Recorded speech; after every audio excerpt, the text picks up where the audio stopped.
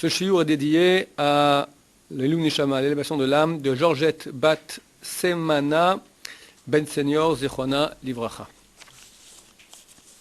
Alors la question de Yaakov, est-ce qu'il faut croire au Midrash? La réponse, oui, bien sûr.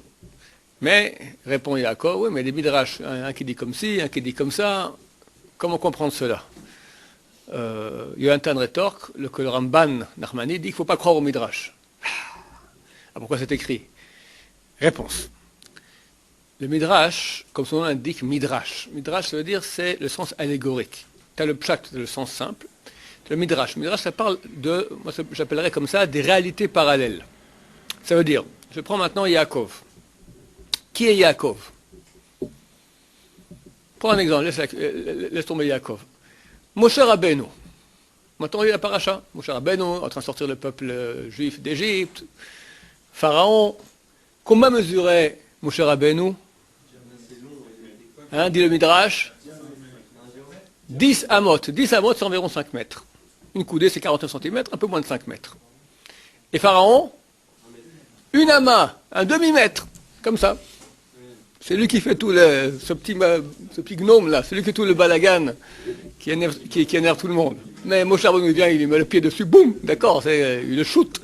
D'accord, c'est quoi cette histoire-là? Franchement, vous y croyez? C'est dur à... Voilà, c'est dur à avaler. Moshe Rabbeinu, il fait 5 mètres comme ça, petit Pharaon, on se croirait. Et après, Moshe Rabbeinu, il va raconter un plus grand que lui, c'est Og Melar Bashan. Lui faisait combien? 100 amas. 50 mètres. Il faut le faire, 50 mètres, ça fait un bâtiment de presque 20 étages. Hein? Il faut y aller. Il est sauvé une montagne, avec les dents, il a mordu, et ses dents sont... Moshe Rabbeinu, le monde a fait tomber une montagne sur le crâne, il a compté comme ça, avec les dents, il a commencé à tout mâchouiller comme ça. Bon, on dirait, comment il s'appelait, Gulliver. Alors, Chas Veshalom, qu'il y a une parole de Chazal qui n'est pas vraie. Le Rambam dit, c'est une Gemara dans Sanhedrin, que celui qui met en doute une parole de Chazal, même un petit calvachom à quoi que ce soit, alors on est indigne de Apikoros, en lochel kolamava, il n'a pas peur bon futur. Toute la Torah, avec Torah Shebal Peh, provient de Hachem, de Moshe Rabbeinu, sous l'expression de Hachem. Et Chas Shalom, qu'il y a un détail qui soit faux. C'est interdit une chose pareille. Mais on voit bien que c'est quand même assez étonnant. Réponse. De quoi on parle? Moshe Rabbeinu. Qui c'est Moshe Rabbeinu? Les gens petits comme nous, ou les enfants, quand tu parles de Moshe, c'est lui. D'accord? Quelqu'un parle, je dis à mon fils, c'est qui moi? C'est toi, il me répond. Alors, c'est qui moi? Alors, il y a une partie qui voit, le corps. Je vous pose une question, vous me connaissez déjà maintenant. Moi, c'est mon corps. Chassé Shalom, je ne suis pas un steak. J'ai un steak. J'ai de la gélatine, j'ai de l'ivoire, j'ai des poils, d'accord? Mais je ne suis pas du steak gélatineux poilu. Désolé, c'est pas moi. Ça m'appartient. J'ai un habit. J'ai moi qui ai un habit. Et Chas Shalom de croire que nous sommes l'habit. Tu n'es pas l'habit, tu as l'habit.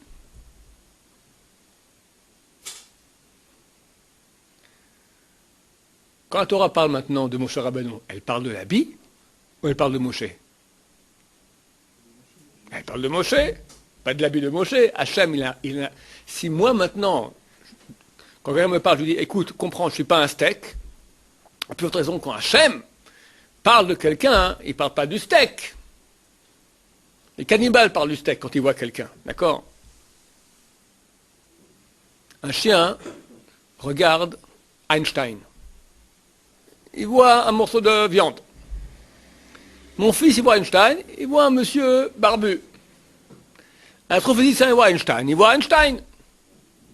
C'est le même objet, mais dans des réalités parallèles.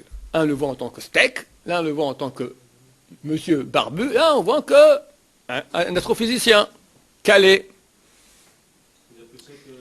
Ça veut dire que lorsque la Torah, elle parle de Moshe qui fait 10 amot, 10 coups, c'est-à-dire 5 mètres, elle parle de Moshe. Mais c'est qui Moshe? Pas son corps. On parle maintenant d'une réalité de lui. Lui, ça veut dire lui dans sa spiritualité. Maintenant, qu'est-ce que c'est? Le Midrash qui me dit maintenant, 10 amas, allez savoir. Peut-être que, je sais pas, on sait qu'il y a 10 sphères, donc peut-être il était complet dans le 10 sphères. J'ignore ce que c'est, mais c'est clair comme l'eau de roche, que jamais Chazak était des choses. C'est très profond. Comprenez que le Midrash, c'est profond. Mais on l'habille comme une histoire de Alice au pays des merveilles, d'accord? Les réalités profondes, pour les rendre accessibles, on doit les habiller. Je ne veux pas te parler maintenant de sphères et de noms de Dieu et des machins comme ça. C'est des choses qui sont éthérées. Donc on les habille, mais ce n'est pas un faux habit, c'est un vrai habit. Les enfants, quand ils lisent ça, ils sont contents, c'est une belle histoire. La Torah, elle compte sur toi que tu es intelligent.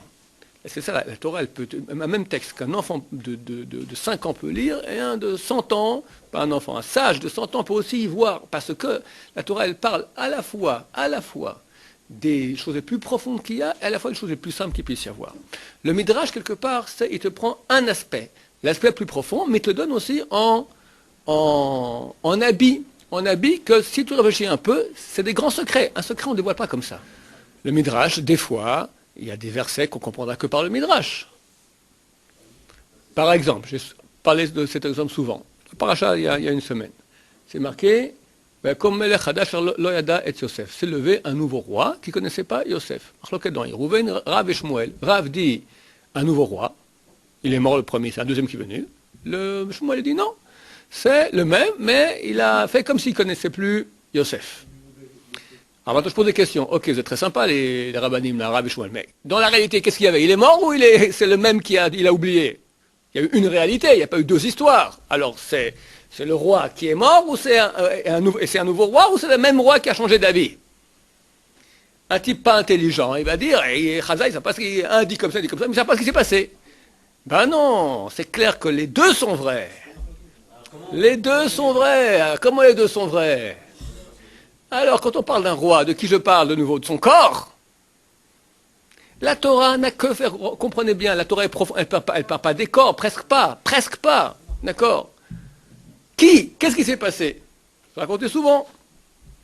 Ça arrive, c'est rare, Baruch Hashem, c'est rare, mais ça arrive. Il y avait un rabbin qui s'appelait Rabbi Yochanan Kohen Gadol. Pendant 80 ans, c'est Kohen Gadol, il rentrait chaque Yom Kippour dans le Saint des Saints. Et après 80 ans, il a tourné Kazakh, il est devenu Apikoros. Il est devenu Baitossi et Tzdoki. Chazal explique ce qui s'est passé. Vous savez qu'après la prière, on fait Nifilat Apayim. On fait la prière, la Hamida, après on fait Nifilat Apayim, on s'assied. Alors, les Sfaradim me disent les David, Elecha Hashem, Nefshe Esa. Les David, c'est donc le cantique de David. Elecha Hashem, vers toi Hashem, Nefshi Esa, je donne mon âme. À ce moment-là, il faut penser qu'on est prêt à mourir à quelque chose, on est prêt à donner son âme pour Dieu. À ce moment-là, c'est marqué d'après la Kabbalah, la mystique juive, qu'on rentre très profond dans les mondes inférieurs pour en retirer des étincelles de sainteté. Donc, il est extrêmement dangereux de faire Nefillat Apayim comme Nefillat Apayim signifie tomber sur la face. Personne ne tombe sur la face chez nous.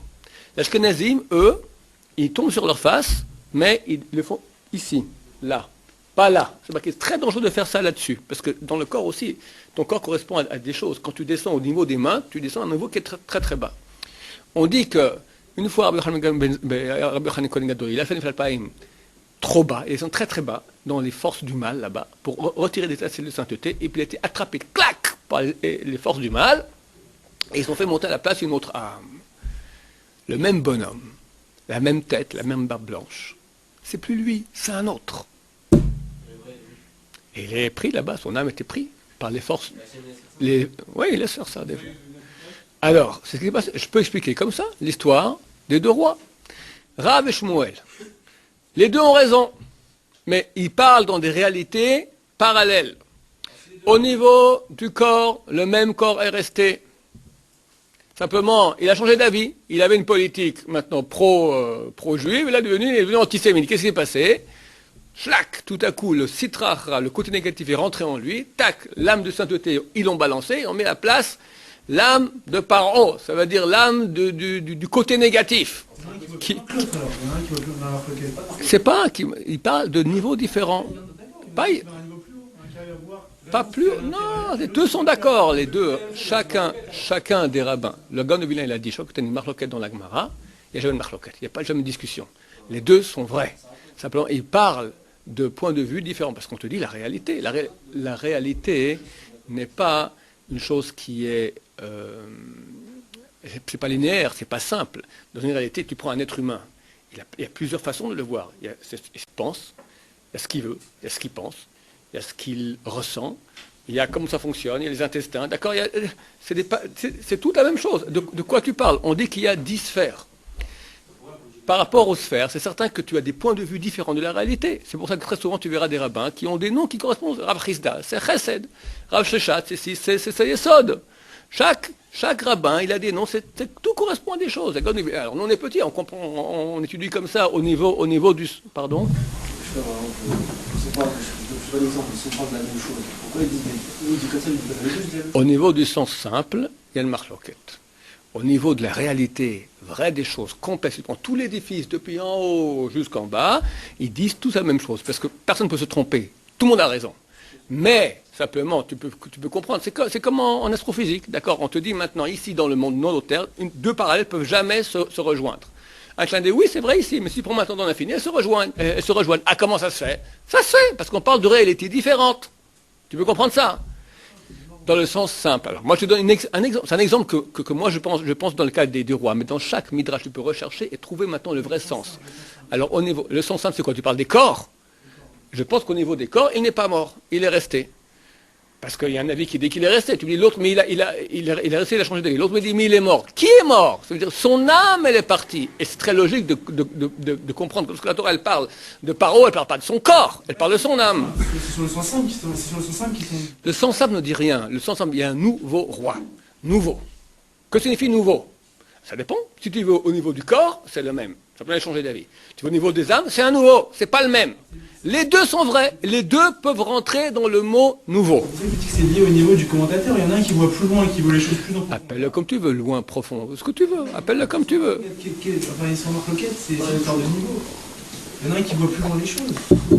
Un qui regarde. Les choses plus profondément. L'autre il dit il n'est pas mort. Et l'autre il dit moi je vois qu'il est mort parce que je vois dans des sphères qui sont plus importantes. Les deux se comprennent très bien. Il dit moi je parle du corps, il n'est pas mort. T'as raison. Moi je parle de l'âme, elle a changé, il est mort. C'est un autre. Et deux, Mazal Tov, on est d'accord les deux. C'est pas compliqué à comprendre. Vous avez dit que quand on parle de quelqu'un, on ne parle pas du tête, on parle de l'âme. On a dit aussi juste avant que Roch Melech Abachan descend en mode. Alors, tu crois que c'est un genre comme ça? Dans son âme, même dans son âme, c'était... Oh, c'est tout le site. Je ne sais pas ce que c'est. Le sens vrai, profond des secrets, ce que ça signifie, je l'ignore. Mais je peux tout à fait comprendre que Moshe Rabbeinu lui-même, il avait peur de Og. Razal dit pourquoi? Og, c'est un homme qui était avant le déluge. Et il a sauvé Abraham Avinu. C'est lui qui est venu, qui a dit à Abraham Avinu que Lot était pris. Donc il a des mérites. À un point tel que par rapport à Moshe, il pèse 100. C'est un grand bonhomme, Og.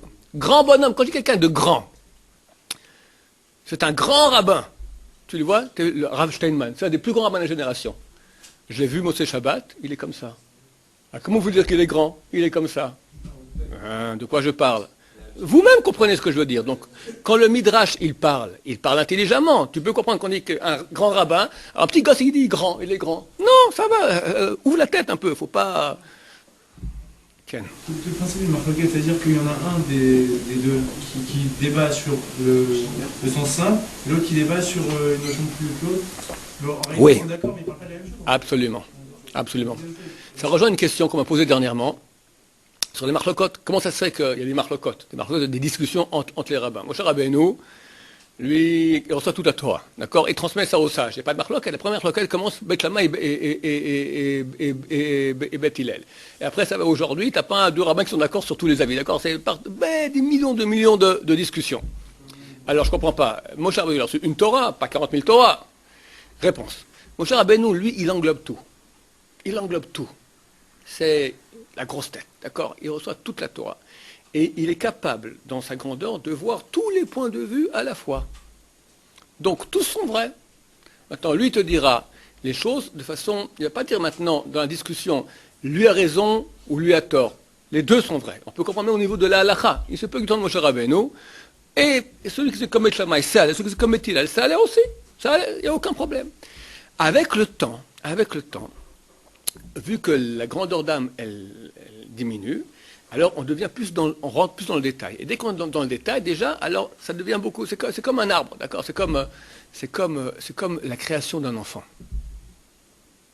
Au début, tu as 2 cellules.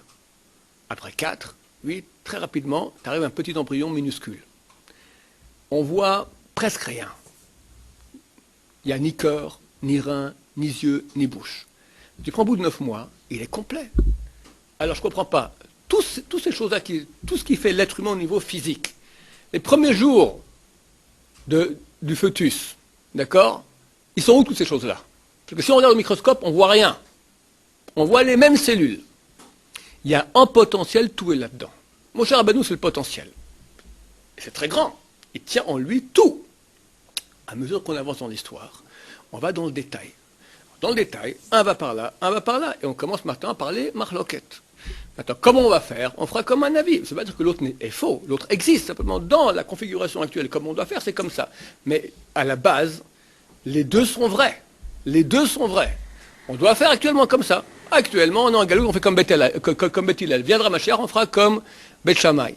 Mais on peut comprendre que tous ces avis-là sont vrais, étaient tous à l'intérieur de Moshe Rabbeinu, sans que ce soit un problème de on fait comme ci, on fait comme ça. Toutes les façons de faire sont bonnes. À mesure qu'on arrive dans l'histoire, on va aller dans le détail. C'est clair qu'aujourd'hui, par exemple, tu verras qu'il y a des marques sur des points qu'il y a quelques siècles, il n'y avait pas. Parce qu'aujourd'hui, on rentre beaucoup plus dans le détail qu'à l'époque. Eux, ils étaient des grosses têtes, des grandes âmes. Il y a une façon claire de faire. Attends, de faire comme ci, comme ça peut aller. C'est même pas une question. Nous, quand on est dans le petit détail, comme pour un arbre, tu as un tronc, puis après tu as les petites branches. Ok, là, dans le détail, ou comme je dis, le fœtus à la base, et après 9 mois. C'est pas la même chose. Chez Moshe Rabbeinu, il y a tout à la base. Tout se trouve là et tout est vrai. Maintenant, les marlocodes vont arriver avec le temps, avec le détail. Ça, je parle au niveau du pshat. Au niveau maintenant du drash, de toute la profondeur qu'il y a, là on comprend qu'il y a un sens à chaque chose. Chaque rabbin lui parle d'un autre point de vue. Rav Chizda parle du chesed, Rav Sheshet parle du yesod, etc. Dans son point de vue, c'est comme ça qu'il faut faire et pas autrement. Maintenant, nous aussi, dans Am Israël, chaque âme provient d'une autre source d'âme. Et veut une certaine source d'âme, tu as une façon de faire qui correspond à ta façon de faire. Et si toi tu fais maintenant comme l'autre source d'âme, alors que pour toi c'est pas compatible, eh ben c'est incompatible. C'est comme le sang, on est tous êtres humains. Mais chacun, il y a t'as O+, O-, A, AB, etc. Maintenant, quand tu as une transfusion de sang, tu te trompes de sang, c'est salé, d'accord? Et pourtant, surtout, c'est les êtres humains. C'est le sang de mon père, le sang de ma mère. Mais c'est pas le mien, mon cher ami. Toi, t'es O, ils sont A et B. Alors, je peux faire une transfusion parce qu'on est père et mère? Non, rien à voir. On est parents, mais on est différents. Ta source d'âme, tu dois faire d'après ta source d'âme. Si tu te sens O, alors c'est la façon O de faire. Si tu te sens B, c'est la façon B de faire. Ok? Idem au niveau de la halakha. On a des sources d'âme qui sont différentes. Les Sfaradim, maintenant, ils sont d'une certaine source. Et les Sfaradim aussi, tu as plusieurs façons de faire. Idem. Donc on ne peut pas maintenant commencer à faire. Quand viendra Mashiach, une unité tellement grande dans la Israël, de nouveau cette grande tête, parce que Moshe Rabbeinu, Mashiach, c'est une partie de Moshe Rabbeinu, une partie de l'âme de Moshe Rabbeinu qui revient. Là, alors, il y a de nouveau une grande unité de tout, c'est tout très, on voit un très grand, très haut, et là, il n'y aura qu'une seule halakha pour tout le monde. S'il y a une seule halakha, on va dire, c'est une faute. Non, pas faux, parce qu'il y a une configuration de halakha qui est aujourd'hui en galoute, et une configuration de halakha qui est après la galoute. C'est comme j'expliquais très souvent, la Torah, en fonction du monde dans lequel elle se dévoile, elle va être véhiculée différemment. Dieu étudie la Torah. Étudie la Torah. Mais je te garantis qu'il ne prend pas le Tosot comme toi, tu l'étudies. C'est évident, n'est-ce pas? C'est lui qui l'a, mais lui maintenant il fait Tosot comme ça, ou il fait différemment. C'est certain que la Torah, c'est une chose qui est très très très haute, c'est la pensée de Dieu. La pensée de Dieu, chez Dieu, elle n'est pas comme nous, on l'étudie. Nous, on a une matérialisation de cette pensée. Elle s'est habillée. Je prends toujours l'exemple de H2O. H2O, c'est de l'eau. Tu peux l'avoir à l'état vaporeux, à l'état liquide, à l'état solide. Un gosse dira, ça n'a rien à voir, je vois de la vapeur d'eau. Il dit, je vois rien. Après, je lui montre de l'eau. Il dit, c'est de l'eau, ça c'est un glaçon. Il dit, c'est la même chose, il dit, rien à voir. Ça c'est solide, ça c'est liquide, ça c'est rien. Un chimiste, il lui dit, t'as rien compris mon cher, les trois c'est le même, H2O, mais pourquoi je vois différent? Ça dépend dans quel monde tu te trouves, quelle température. De même la Torah maintenant chez Hachem, c'est H2O, Hachem, vaporeux. Après tu as H2O chez le premier homme, Adam Arishon, dans le paradis, c'est une autre Torah. Après, quand il est chassé du paradis, c'est encore une autre Torah. Après, celle d'Abraham Avinu et Israël Yaakov, c'est encore une autre Torah. Celle de Moshe Rabbeinu, encore une autre. Celle de la période de Galout, encore une autre. Quand il y avait Mashiach, encore une autre. C'est la même, mais en matérialisation différente. Pourquoi ils n'ont pas la même chose, les parchim et les poskim? Pardon? Pourquoi ils n'ont pas tous la même chose? Je veux encore la différence. Ah, j'en ai parlé 40 000 fois. Le livre. Ça ne te parle pas? Parce que la vérité ne peut pas être... On n'est pas tout... Je reprends l'exemple, bien que tu le connais. Ok, quelqu'un, il voit ici, de ce côté-là, il voit un triangle avec la base qui est plus petite que la hauteur, et là, il voit la base qui est plus grande que la hauteur. Qui a raison? Les deux ont raison. La Torah est en vérité absolue. C'est Hachem, d'accord? Absolu. C'est que nous, étant contingent subjectif, on ne peut pas regarder ce qui est absolu, ce qui est objectif, d'un seul point de vue. Parce que c'est un seul point de vue, ça devient de nouveau subjectif. Il faut que tous les points de vue soient réunis ensemble. Donc forcément, tu as plusieurs points de vue. Point de vue humain, pourquoi tous les points de vue? Je veux bien voir le décalage, comme vous avez dit avec Abraham, entre Hachem et moi, un humain.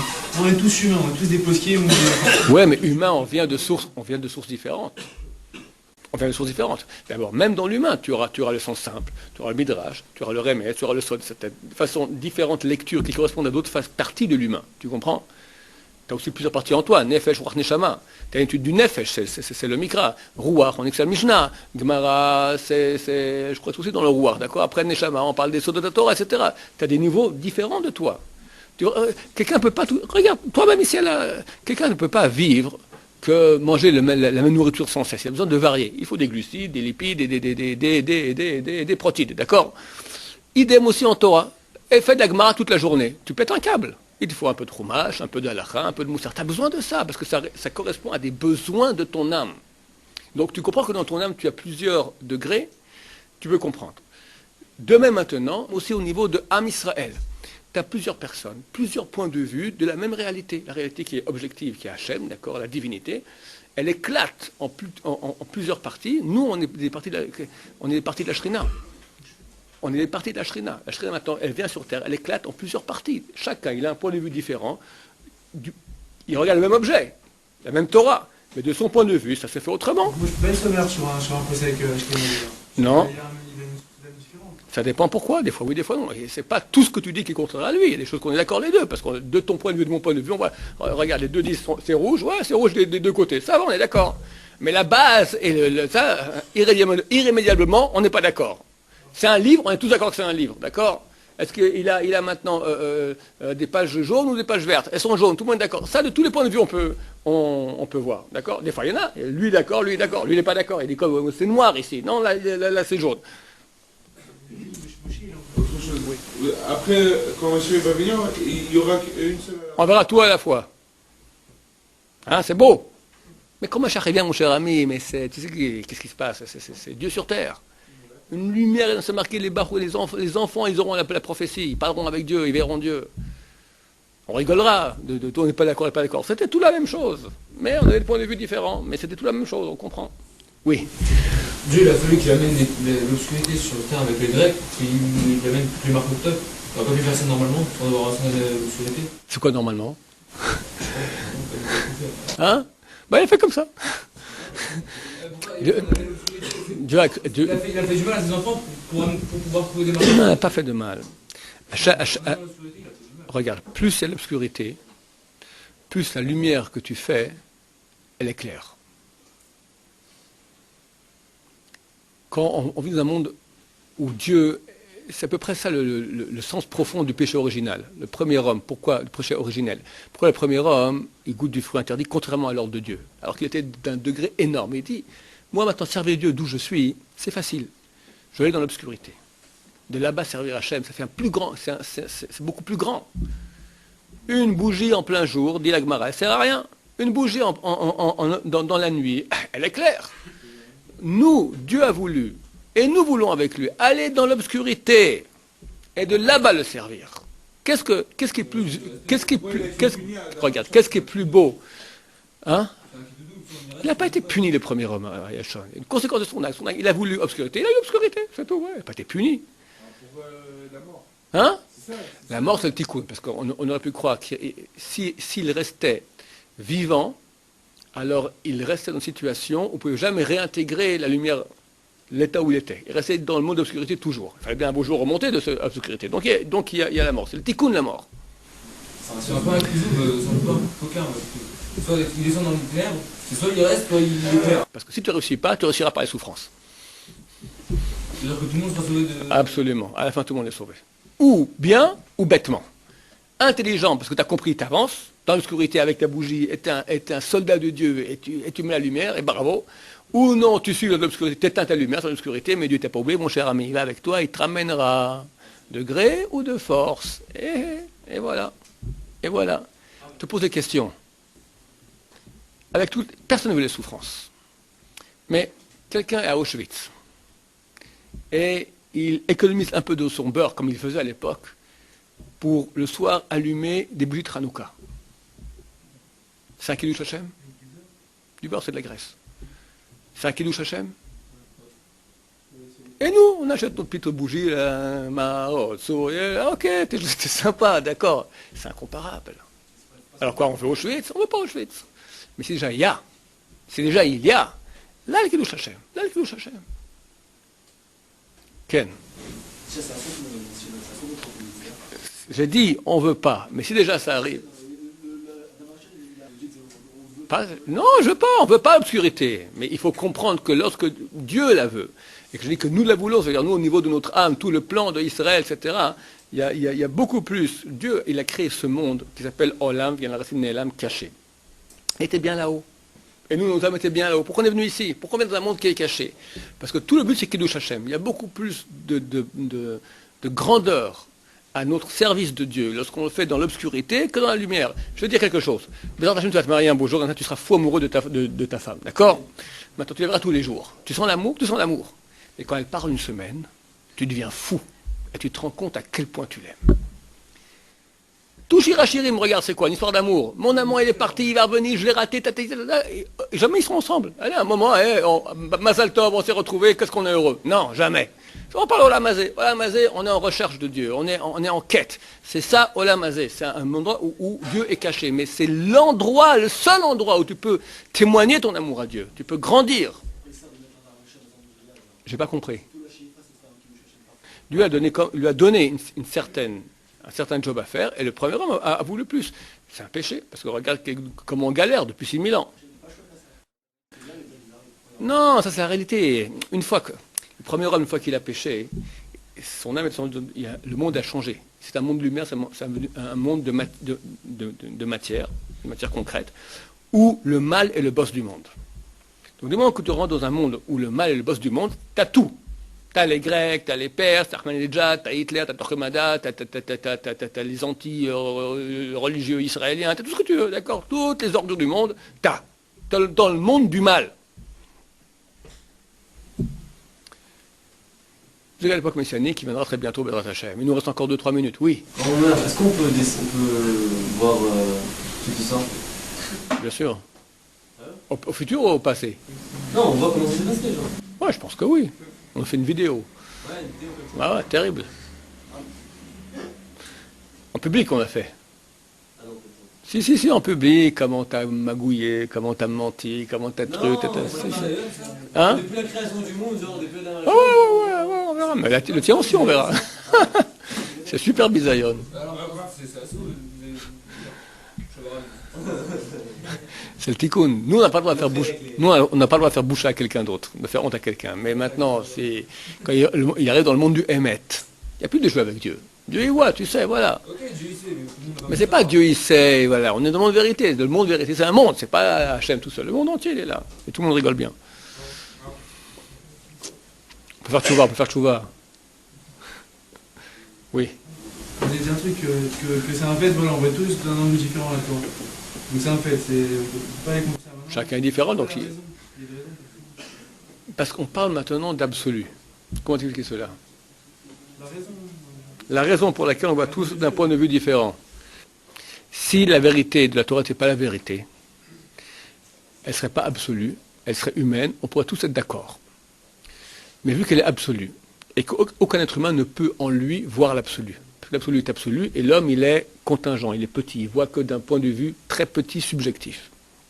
Le seul moyen que la réalité vraie apparaisse sur Terre, c'est un éclatement de tous les points de vue différents.